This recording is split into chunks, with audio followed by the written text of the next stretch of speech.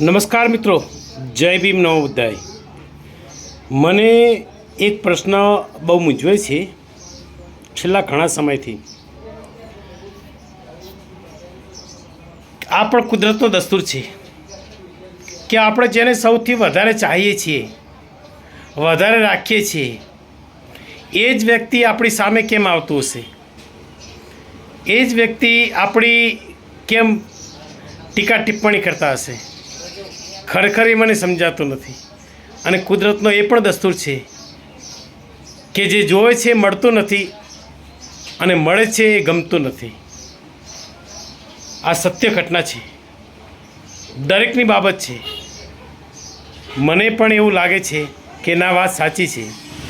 લોકો કહે છે કે કુદરતના ઘરે દેર છે, અંધેર નથી. સમજાતું નથી કે આ શું બાબત કહેવાય. મને રિપ્લાય આપી અને કોઈ આનો પ્રત્યુત્તર આપશો.